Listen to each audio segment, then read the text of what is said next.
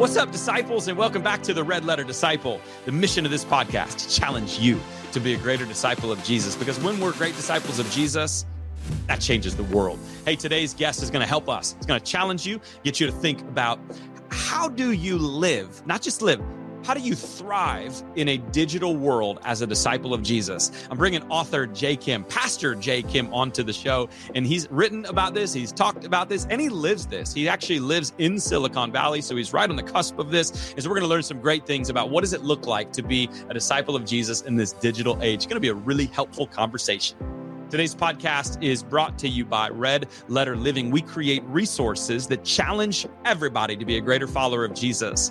And one of our resources that we love is when churches jump into a 40-day challenge with us. We have more than 3 40-day challenges ready to go. We're coming out with our 4th 40-day challenge, and they're all Jesus-centered, disciple-centered challenges that are going to get your people to not only live and be more like Jesus, but here's what also you can expect, pastors and church leaders. It's actually going to change your church. We know that through our resources, we've launched more than 1,000 40-day challenges. It'll grow your small groups by 40%. It'll bring unity in a divided time. And get this, it's also going to provide you with 6 weeks of done-for-you material, so you don't need to think about anything from scratch.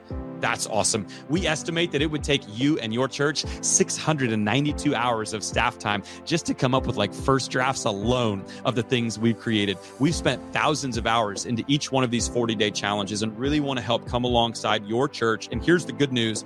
Fall is coming.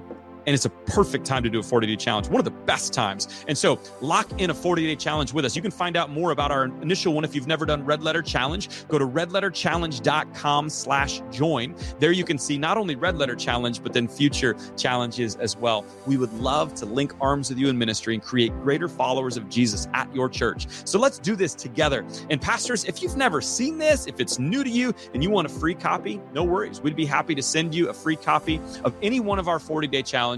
Just email us at hello@redletterchallenge.com and we're going to get that to you. But lock in now at redletterchallenge.com/join and let's partner together for 40 days. All right, in just a second, we're going to get on with Jay. But man, what a great season it has been. And hey, don't miss a future season. Here's how you don't miss a future season. You subscribe, you follow on whatever platform you're watching or listening. That way, when new episodes come, and I'll tell you more about that at the end, you'll see it come right up. And so, hey, check out that and do that for us. Give us a 5-star rating and review. And let's get on to today's episode with Jay Kim. Let's do this. Welcome back to the Red Letter Disciple. Great show today. I'm excited. We're bringing Jay Kim onto the show. Jay Kim is a follower of Jesus in Silicon Valley. He's a husband, a father, a pastor, a best-selling author, and a podcaster.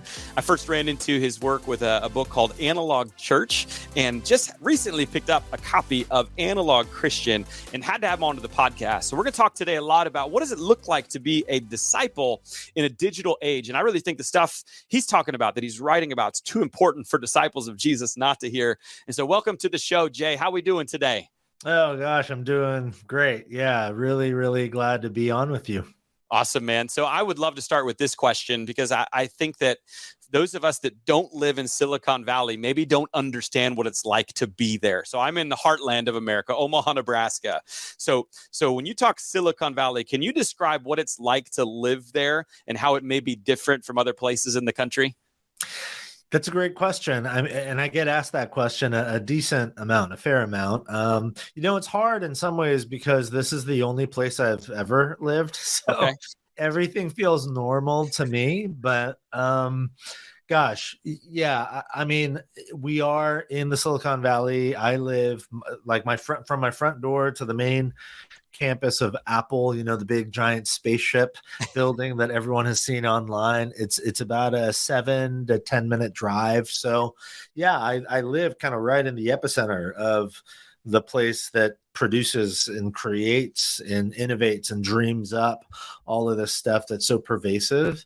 And more than the geography of the buildings, really, it's the sort of proximity to the people who live here. So Silicon Valley is a challenging place to live. Yeah. One, it's really expensive. It's one of the most expensive places to live on the planet. And so most of the people here, in order and make it here, they make Silicon Valley income. Not everybody, certainly not everybody, but many people. In fact, our county just released some new guidelines in terms of income. So where I live, for a family of four, if the family makes anything below $115,000 a year, that's considered poverty. So that gives you a glimpse of like what it's like to live here. If you make less than $115,000 a year, you're impoverished. Wow. Because it's so expensive to live here. So all of that to say, it's fast moving, it's fast paced. Yeah. I think, money and success are real idols in Silicon Valley. They have a real grip on the hearts and minds of many, maybe most people here. So it's interesting not just living here, but it's really interesting trying to follow Jesus here, pastoring here, so yeah, it's fascinating. But one of the things it's done, and one of the reasons why I've written a couple of books about following Jesus in the digital age and sort of being the church in the digital age, is because of the pervasiveness of conversation around here about digital technology and about social media and about the internet and what some of these things are doing to us. So yeah, it's been fascinating, to be sort of shoulder to shoulder with men and women who are making the stuff that sort of is fueling the digital age, so to speak. In many ways, I'm really grateful for it. It's pushed me, provoked me to think deeply about, my own sort of digital proclivities and addictions. Sure. And I think that puts you in a unique spot to be able to speak into this, not just as a a user of these devices, but like in the field with the people. I think I've even heard, I don't know if it was in your book or I heard you on another podcast, that you mentioned that 3 of the people in your small group, like they work at Apple. And so there's no way, you can't get away from it there. Right. Yeah. So that puts you in a pretty cool, unique spot, which I think is awesome. So Jay, I first ran into your book, Analog Church, that came out in that came out in March of 2020. So I kind of find it crazy and ironic that the moment that churches across the world were forced to go digital, here's this book, Analog Church. Did you make God angry, or like what's with the timing? And I kind of wonder, did it actually have an adverse positive effect on your book? I'm kind of curious, as a guy that writes books and does book sales and launches, like how'd that go? Tell me about that. Yeah, that was strange for sure. Yeah. I mean, and this, when you write a book, the release date is set well in advance. It's not like we timed it that way. I mean, for about a year, we had known that March of 2020 was when we were going to release this book that argues for the importance of the church gathering in person as an embodied community. We did not know that we would release that book right at the point in history when gathering in person was not possible. So we had all sorts of discussions about whether or not we should delay the release. And ultimately, in the end, we decided, no, let's just stick with it and release the book. And in hindsight, I'm really grateful for a number of reasons, but maybe the primary reason is, if there was anything I would have wanted to say as a pastor during the pandemic, it was in that book. So it was actually quite wonderful, as strange as it was, as ironic as it was quite wonderful to be able to say, you know what, everyone's looking for some sort of response or reaction to the pandemic. Well, here's mine. This is it. This is why I think it matters so much that we continue to gather when it's possible to gather. And in hindsight, I'm grateful we released it when we did. And to your other question about what did it have an adversely positive effect, it's hard to know, but I would say, if I had to guess, I think yes. I mean, the conversation was so elevated in terms of, oh my gosh, we can't gather in person. What does that mean? Is it important that we continue gathering in person when we can? And I think that helped the book sort of enter the public dialogue. So I'm grateful for that as well.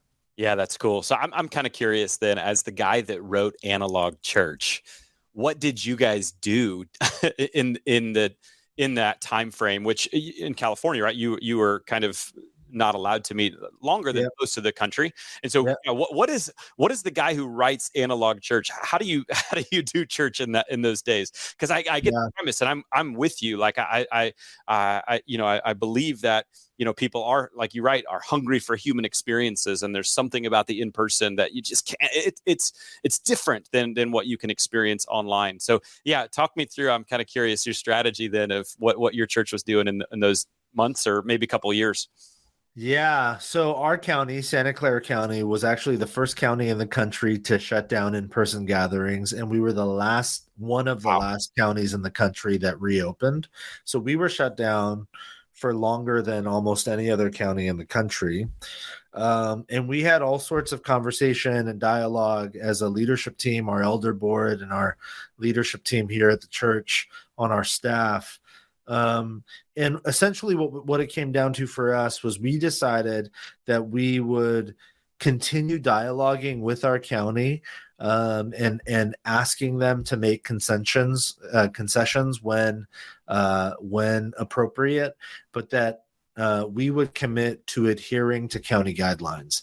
We were pretty committed to doing what our county asked us to do. Not every church in the area did that, but we were committed to doing that. Primarily not because we agreed with the county guidelines, but we did it primarily as a form of public witness to maintain what has become for us over many years a very strong relationship with our city and our county. We do a lot of sort of outside of our walls service projects. We try to be as generous as we can to our city and to our county. And that's essentially opened up doors of conversation for us with our county. And we didn't want to damage those relationships, not for our sake, but for the sake of continuing to be able to partner with our city and our county to work toward the good of all in our city, and for God's glory, obviously, as we sort of declare the goodness of God's kingdom through our actions.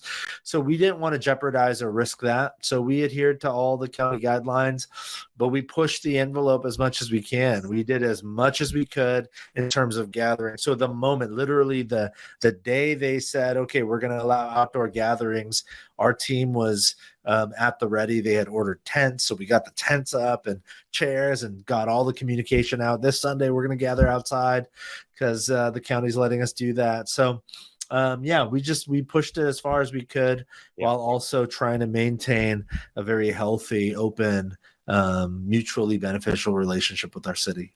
It's good. Did you guys do a lot digitally then in that interim time?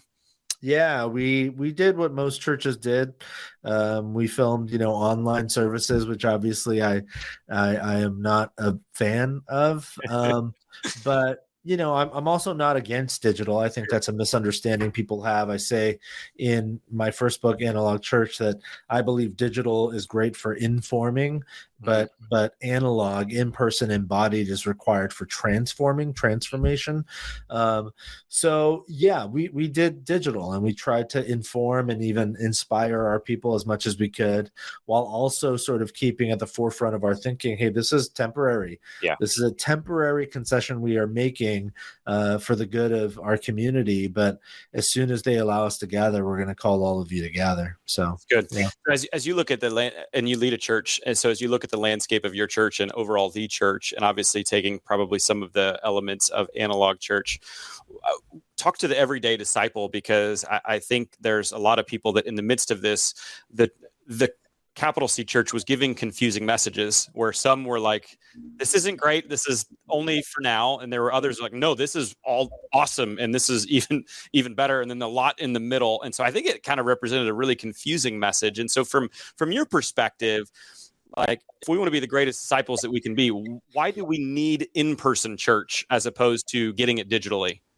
Yeah, I mean, digital, you think about all of the digital experiences you have with content, it's curated, it's curated and personalized and individualized for your preferences. So you think about what you do, when you log on to Netflix or Hulu or whatever, Disney Plus, or you go to Amazon or eBay or anything, social media, Instagram, TikTok, Twitter, whatever it might be, everything is always curated, So when you mediate your church experience online, psychologically, neurologically, even now, emotionally, even physically, your body is acclimated to thinking about whatever content you consume online as a sort of curated, or more dangerously, curatable experience, that you can curate the experience. So you think about watching a service online. Well, the reality is you could put the TV on mute when the song isn't a song you like, or maybe you're trying to watch online and then the kids are running around and you can't really hear, so you just kind of have the service on in the background while you're doing your own thing. And that's not necessarily bad. Again, that's a concession we had to make during COVID. But and it's not to say when you show up you're like totally fully engaged all the time. I'm certain that when I'm preaching, a good segment of the congregation is like wandering off mentally somewhere else. No, what they're gonna have for lunch, or we say, man, So yeah, so it's not like in person fixes all the problems. It certainly doesn't. I think my concern is that when anything we mediate online, we are mentally, emotionally, even physically acclimated to thinking about that stuff as content. But the church is not primarily content. The church is a people to whom you belong. That's what the church is, ecclesia, like called out ones. The church is not a service. It's not a sermon. It's not a set of songs. Those are all elements of the worshiping life of the gathered church. But the church herself, she's a people, the body of Christ that comes together. And the really profoundly beautiful thing about gathering in person as the church is you cannot curate the experience.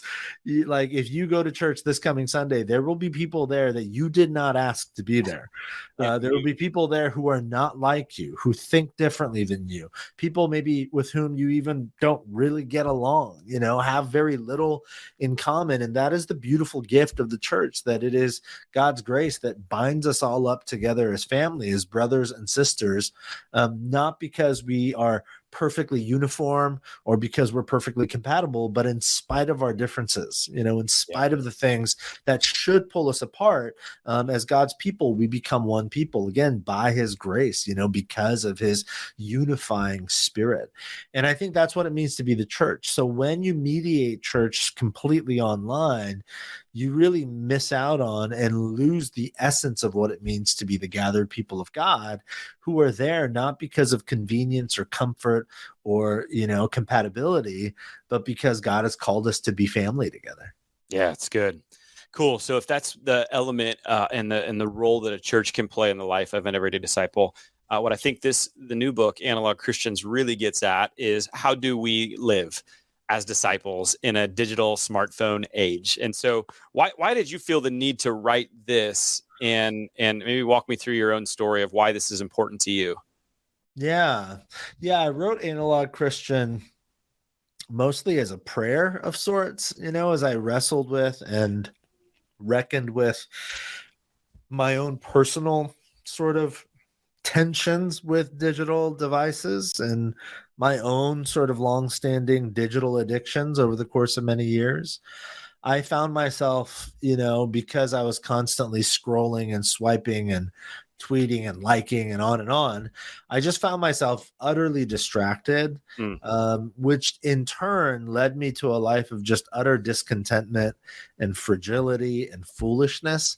And my sense was, man, there's got to be a way out of this. And I think there's lots of different paths I could take.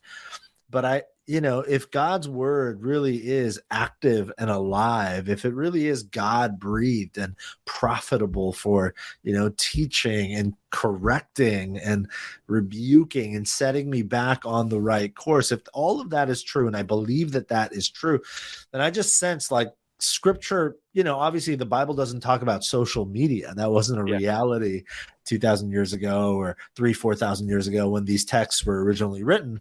But it's got to have something meaningful to say that can sort of act as an antidote to so much that ails me and ails us in the digital age. And sure enough, I found that in Paul's, famous words in Galatians 5 when he talks about the fruit of the Spirit. Mm-hmm. And he talks about the characteristics of the fruit of the Spirit. And as I just studied these characteristics, pondered them, meditated on them time and time again, and considered how many of these characteristics are evident in my life, I realized, the Spirit cultivating fruit in me, a fruitful life in me, it leads to the antidotes I most need for that which ails me in the digital age. So that's why I wrote the book. I really wrote it sort of for myself.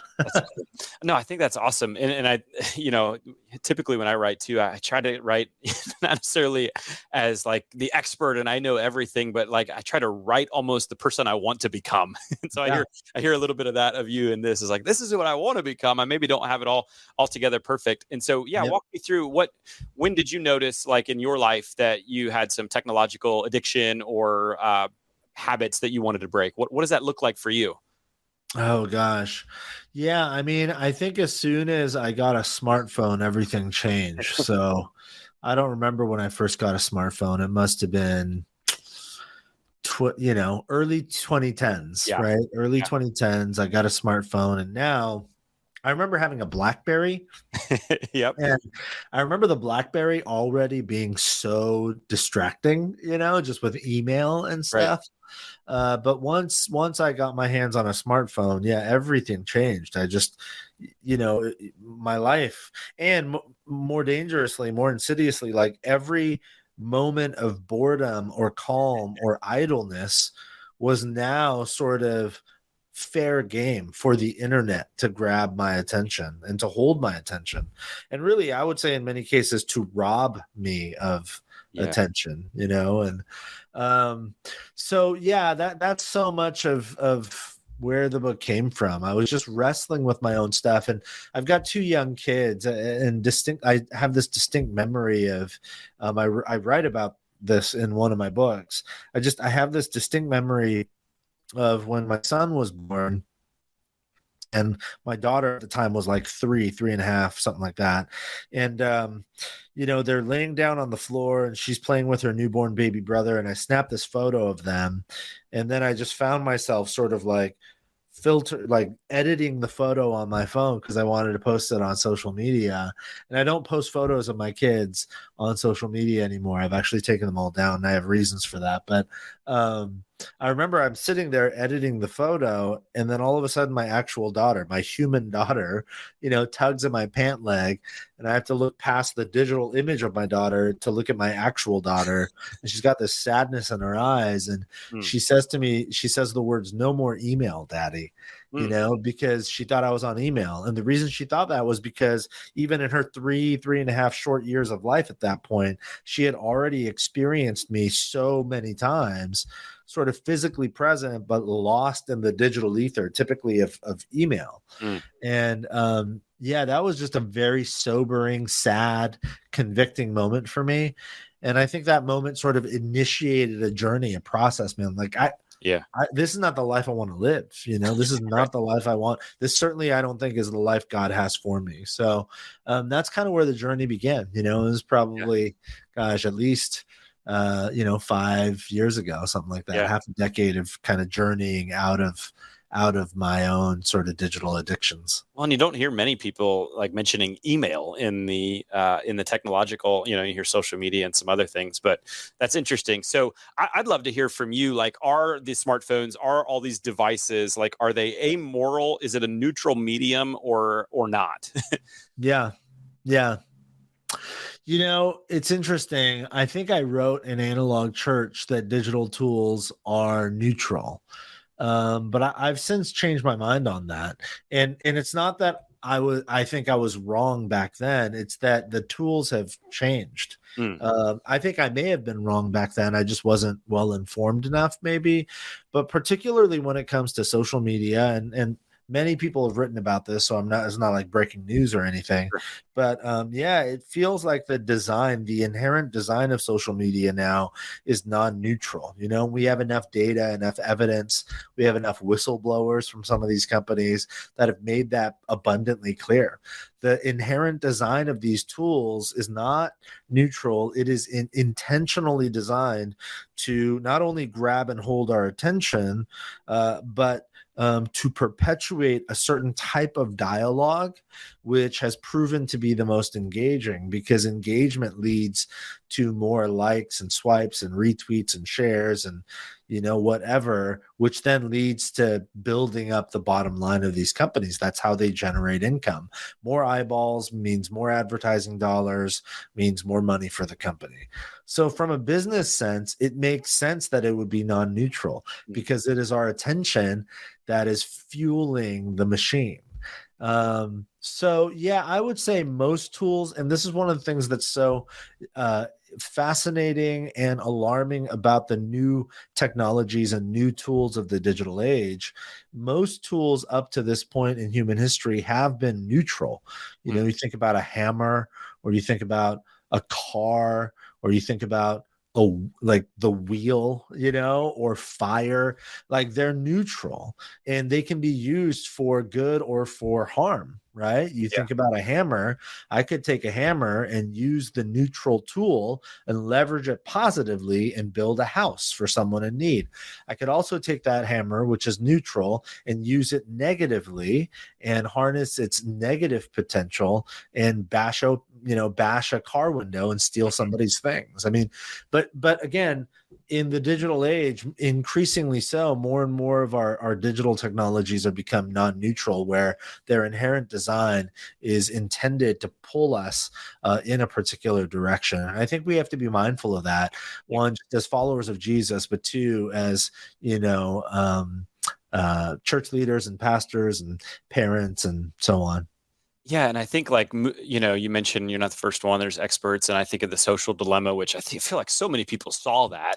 Yeah, I kind of wonder, though, do people even care? Like, is it making a difference? Because the stats more than I do. Like, people are they're still doing it. Yeah. I mean, the social dilemma, I think for several weeks, maybe months, it was the most watched documentary on Netflix. And just as an aside, I would highly recommend Tristan Harris is one of the key voices in the social dilemma. I listened to his podcast, which is called Your Undivided Attention, and he digs really deep into all of this stuff that I'm talking about. He's actually been a key sort of thought leader for me as I followed along some of his research and some of his work. And you're right. I think that's the issue, right? In many ways, it's like, you watch a documentary like The Social Dilemma, now you are well informed, but that information for many of us, maybe most of us, it doesn't lead to any actual change. And I think that's problematic. That's one of the issues we have. It's not that people don't know how harmful a reckless leveraging of social media can be. We know, like most of us know, we're aware. It's that our addictions overcome and overwhelm our knowledge. You need more than information, more than knowledge, to be formed into the sort of person you and God longs for you to be. You need practice. You need embodied practice. You need action. You need a plan, a course of action that you commit to. And I would suggest you need a community. You need people who are going to check in and ask you, and accountability really matters. And, accountability can be abused. And so I want to be mindful of that. But when in a healthy, meaningful relationship full of generosity, kindness, and humility extended toward one another, accountability can be a powerful, transformative thing. So, I think we live in an age of knowledge, but very little action, and I think that's a part of the reason why we are in the sort of digital rut that we are in. Yeah, we may be able to have pled ignorance, this first few years or whatever, but I just don't think we can anymore. There's too much out there so you write about the hedonic treadmill. Yeah. I'd love to hear, what is that? And what are some of the negative consequences of being on that treadmill? Yeah. The hedonic treadmill was a term that was coined by a British psychologist, Michael Asink, I think in the 90s. And, hedonic meaning hedonism, which is the pursuit of pleasure, the unabashed pursuit of pleasure. And he called it a treadmill because the pursuit of pleasure is like running on a treadmill. You're constantly chasing, but you never arrive. And if you think about it, it makes all the sense in the world, because that's how pleasure works. Pleasure sort of drives you to this, relentless pursuit of the thing you think you need in order to be happy or to feel good. But what happens the moment you have it? Like, it doesn't feel as good. And you give it a week or a month or a year or a decade, and you're like, why did I ever even want this thing? And, this is one of the reasons why, whatever the data is now, a high percentage of marriages end in divorce. It's because rather than building the marriage as a commitment to love, it's built really, truly, whether people want to admit it or not, often marriages are built on pleasure. They're the pursuit of pleasure. You know what? When we're dating, the butterflies and all of that, the spark is there. You're like, oh my gosh, this feels so good. And then you get married, and then inevitably, in every single marriage, 100% of the time, those butterflies will go away. And you find yourself in year 2 or year 5 or year 20 or year 40, and you're like, you know what? This doesn't feel good anymore. So you're done, That's the hedonic treadmill. Because then you just jump back on and you start chasing after the next thing, when inevitably the next thing will feel good for a little while, and then it won't feel good anymore. So that's what he was talking about. That in his thinking was that people in the modern Western world, and the industrialized modern West, we live our lives perpetually on a hedonic treadmill. We are constantly chasing pleasure. We're constantly chasing the stuff that feels good. And ultimately, in the end, it leaves us totally empty and winded and exhausted and utterly dissatisfied. Yeah. And so how does the digital stuff help us with that trivial pursuit? What are you seeing there? Oh gosh, I mean, social media in particular, but our digital mediums in general are, they are designed to keep us running on the hedonic treadmill. And I'm not bashing any specific company, by the way. Like every company I name by name, I use, right? So this is self-indictment in some ways. And I'm not even saying we shouldn't use these things. Mm-hmm. I think we just have to be mindful of what is happening when we engage. So as an example, think about Amazon. We've all had that weird experience where you're talking to one of your friends. The other day I'm talking to my friend about whatever, blue socks with red stripes. Yeah. And then I go on Amazon to order a soap, hand soap. And where right on the side there is an advertisement for blue socks with red stripes. And then I click it. I was like, oh my gosh, that's weird. I was thinking about blue socks with red stripes. And then what happens when you click? It has the page, but then you scroll to get some of the info. And what does it tell you? Frequently purchased with, and then there's red socks with purple stripes. And you're like, oh my gosh, if blue socks with red stripes are good, maybe purple socks with, red socks with purple stripes, maybe that's better. If one pair of socks is good, maybe 2 pairs are better, Right. And then if you don't like it, it gives you 844 other options of other types of socks with stripes, and just on and on. This is the hedonic treadmill. It's essentially telling you this is good, but it's not enough. There's more. There's more you can have. And that's the treadmill. There's always more. That's just the reality of life. There will always be more. More is always possible. But if life is centered on the pursuit of more, you will always come up empty, because there is always more possible. This happens with social media all the time. We often find ourselves comparing sort of our ordinary lives to the glossy, curated highlights of other people's Instagram feeds. We sit in our cubicle typing up our TPS reports or whatever, And then we open up Instagram and there's Bob, and he's vacationing in the Maldives, and he's got this beautiful photo of himself sitting on a white sand beach drinking a margarita or whatever. And we're just thinking to ourselves, like, why aren't I in the Maldives?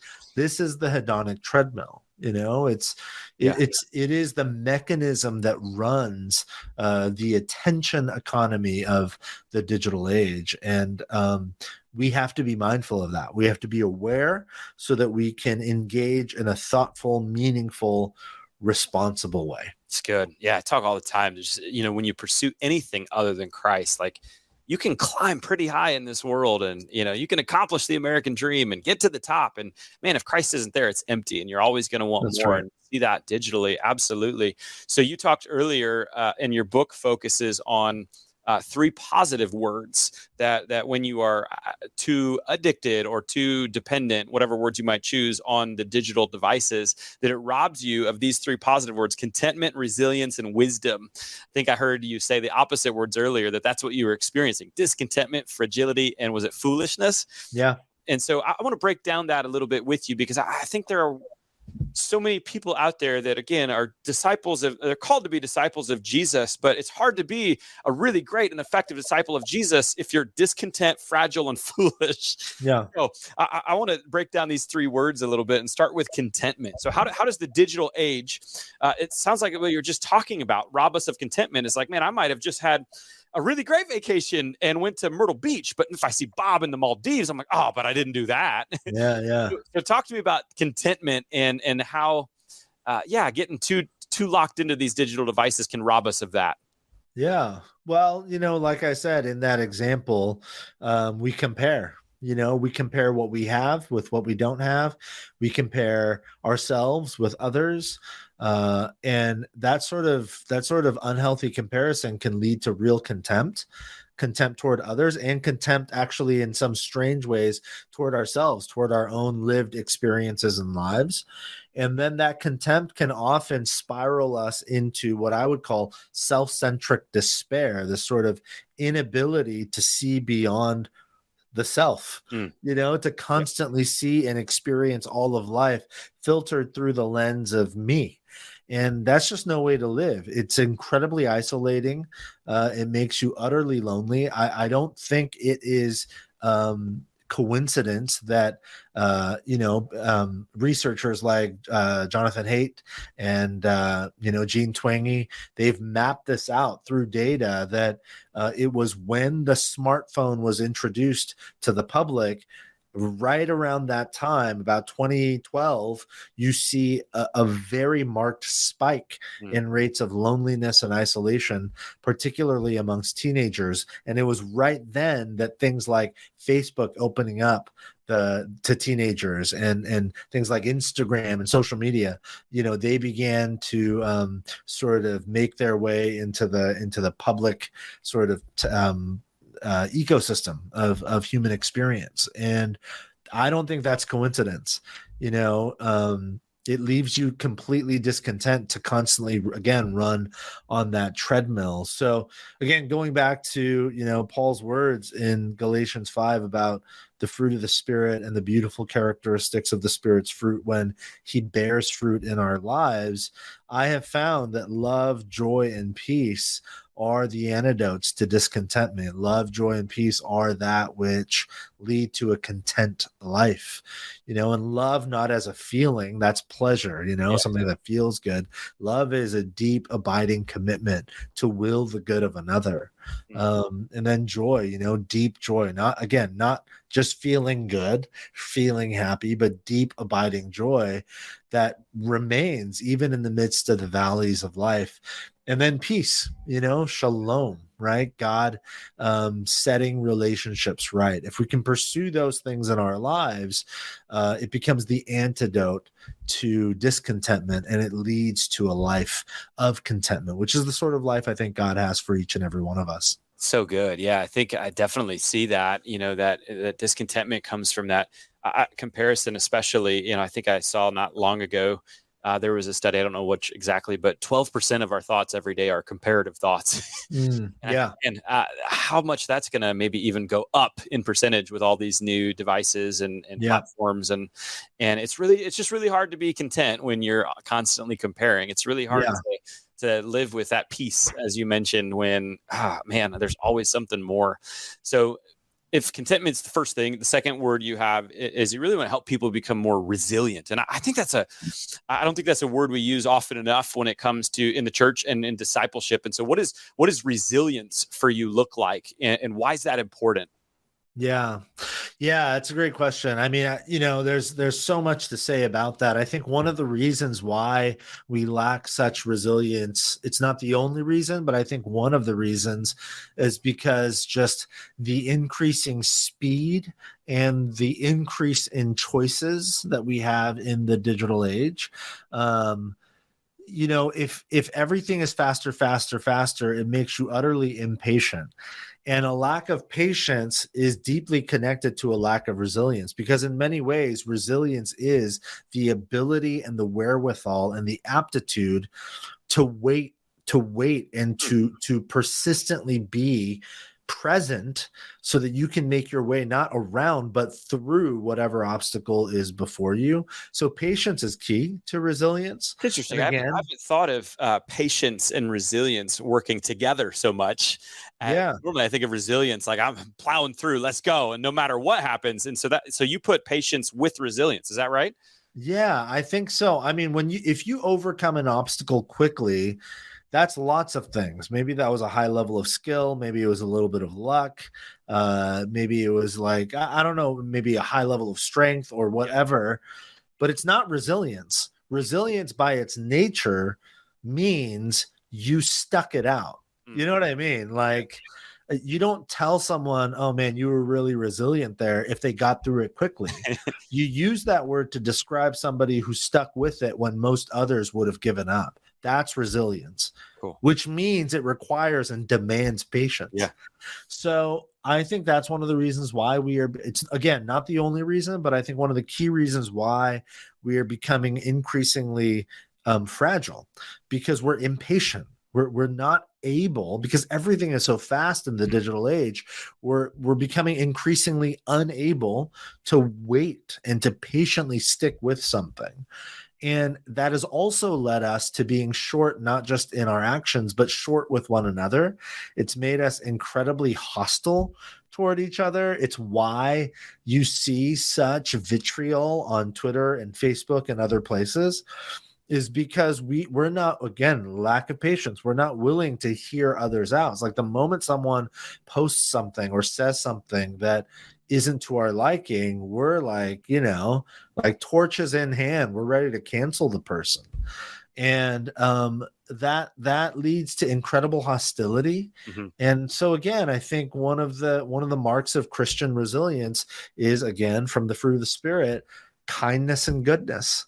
Like, it takes a lot of resilience to be kind and to be good to one another in the midst of a volatile, viciously vitriolic age. And but I think that's the sort of thing that leads to the sort of resilience that God's calling us to. It's cool. And then you have the word wisdom. So the opposite, obviously, of foolishness is what you felt like you were experiencing when you're too locked in on these digital devices. And so walk me through, wisdom and how, appropriately stewarding a life in the digital age can lead to more wisdom. Yeah, I mean, there's so much to say here, but I'll focus on one key thing. People have written ad nauseum at this point about outrage culture. It's connected to hostility, but we are so at the ready to be outraged about basically anything.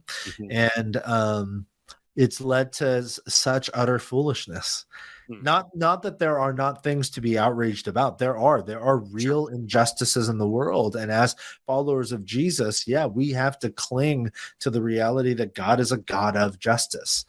But ultimately, Paul's words, our battle is not against flesh and blood, but against the powers and the principalities of this dark age. And we forget that sometimes. We assume that the enemy is the other person who disagrees with us, and then we get outraged at them. Mm-hmm. And it leads to such utter foolishness. We begin to treat one another in ways that God never intended us to treat. We began to forget the imago Dei, the image of God in one another. So what we need is, things like gentleness and self-control.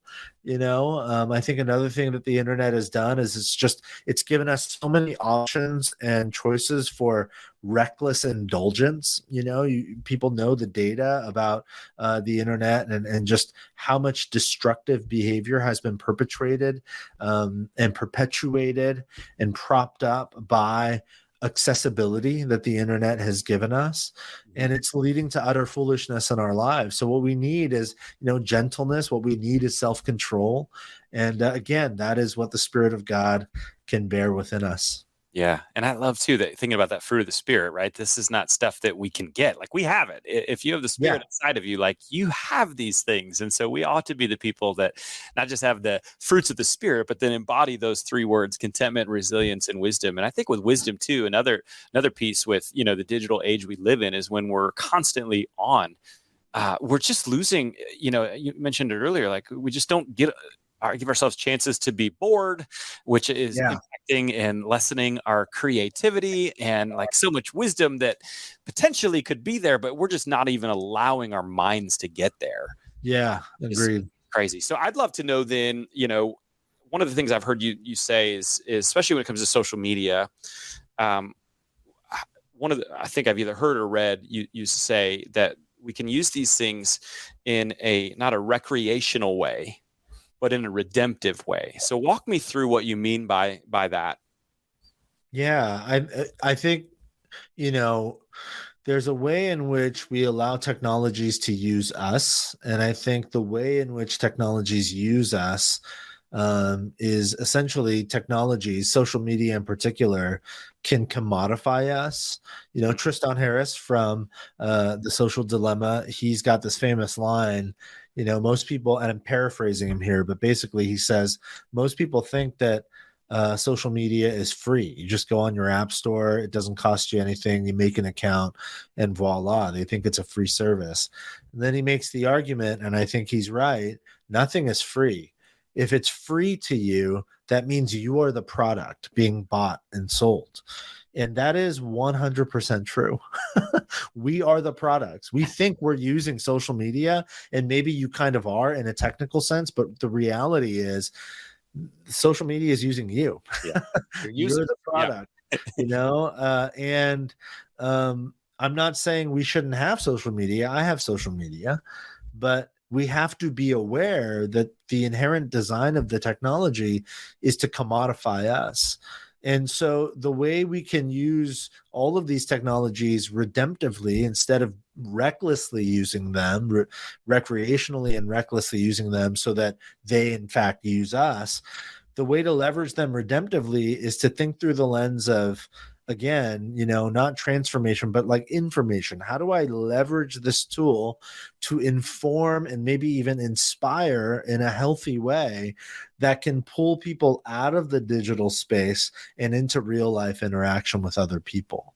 I think that's the most redemptive way we can use some of these technologies as sort of peripheral supportive mechanisms to accentuate real life, embodied, in-person, analog experiences together. It's good. I think, the other piece that, that I heard from you say when it comes to that is like having a plan and at least just thinking about what this is, as opposed to just willy-nilly whatever. Because if you don't intentionally plan and think about it, then it will be recreational and it's going to use you. But the moment you start thinking, wait, this is, I'm not to be used by this, but there's a tool I can use. Right. You start talking about how to redeem it in different ways. So I'd love to hear from the guy that wrote Analog Christian, because I'm a dad of two as well. and a husband and a pastor and an author. So we share a lot of the similar identities or roles, if you will. But I'd love to hear from you. Like, what does it look like for you to steward your devices in a way that you feel like is effective, whether you hit it all the time or not, because we're all fallen, so we don't need to get it. But what does it like ideally look like for you to be in this digital space, to still be a part of this world and leveraging perhaps the platforms and tools, but also to not like let it be using you? Yeah, it's a great question. Yeah, some practical things we do in our family and I do in my life. Regularly practicing digital Sabbaths have been really helpful for me. So, this is from Andy Crouch, but it's a really helpful paradigm for me. At minimum 1 hour a day, 1 day a week, 1 week a year. So is there 1 hour a day when I can just detach from all things digital? And I have that in my life. Typically it's when I get home, to my wife and kids. And from that moment on, my phone makes its way to the docking station in our kitchen. My laptop and my iPads I'll put away, and we're just, having dinner, playing, helping my daughter with her homework, whatever it might be, and it's usually more than an hour, but at minimum, right, 1 hour a day. Is there 1 day a week? So for us and our family, it's typically Saturday. It's not, 24 hours, but it is from sort of the moment we rise, the moment we wake up to at least when our kids go to bed. We try to be off of digital devices as much as possible. So we're doing a lot of, I live in California, so we have sun 9 months out of the year. So it's a lot of, outdoor stuff, hiking or just playing in the front yard, cooking a meal and eating outside. We just try to be really like present and human with one another and with sort of our surroundings. So that's 1 day a week and then 1 week a year. So I take vacation every June. My wife is a high school teacher. So right when the kids and Jenny get out of school, I take a little break from ministry and we get away for about 2.5, 3 weeks. And it's more than a week for me because usually for that entire vacation, I delete everything from my phone other than like, Yelp, so I know where to go get coffee, and Google or Apple Maps, so I can drive around, all that kind of stuff. But I delete my email. In fact, I set something on my email. I got this from Andy Crouch as well. For those 2.5 weeks that I'm gone, I set an auto reply on my email that says, this email will likely not be read, so that I don't come back to an inbox full of hundreds and thousands of emails. That's what I do. So digital Sabbaths are really helpful. It breaks the addiction cycle. It reminds me that, oh my gosh, there's a better life I can live when I'm detached from these devices. So that's been really helpful. There's a number of other things, we try to put our phones away before bed, all that kind of stuff. But yeah, the digital Sabbath, I think, has been the most helpful for us. So I'm curious, like you say, I delete all my apps. How many apps do you have on your phone, and how long does it take to do that? Because I'm intrigued by that, because I'm going on a vacation here, not too long. Yeah, gosh, to be honest, I have a lot of apps, but that's because so when I say I delete all my apps, I don't delete all of them. I just delete the ones that distract me. So gotcha. I have apps for like my bank accounts and stuff, so I can deposit checks with my phone and all of that. I don't delete those. Okay. But what I mean is I'll delete strategic ones that you're going to be tempted by. Yeah, I get rid of all social media. I get rid of like my email. I no longer access email on my phone when I'm on vacation. Stuff like that. Good. Cool. All right, bro. We ask every guest on the Red Letter Disciple kind of this final question. It's a podcast at the end of the day, again, to challenge listeners to be greater followers wherever they are. So if you could issue a challenge to those who are listening, one thing they can be doing this week to be a greater follower of Jesus, what's the challenge? Live a listening life. Live with your heart and your mind open to what God might be saying to you, and then have the courage and the faith and the trust to respond. Yeah. I love it. Live a listening life. So listeners, if you do that, let us know. # Red Letter Disciple. And we would love to, be praying for you and supporting and cheering you on. And I think with, the live a listening life, all the stuff you were talking about today, like turning down the noise on the digital devices is probably a pretty good way to start maybe this week, and maybe a step for them who want to live that life. Awesome. Yeah. Hey, if people want to connect more with you, where can they find you these days? Yeah, thanks for asking. I have a website. It's just jkimthinks.com, and most of my work is there. And yeah, my email is there as well. So if you want to reach out about anything, be happy to connect. All right. That's cool, man. Well, thank you so much, Jay, for being a part of the Red Letter Disciple and for challenging us and helping us to be the greatest followers of Jesus so we can be. God bless you, bud. Thanks. Yeah, thank you so much.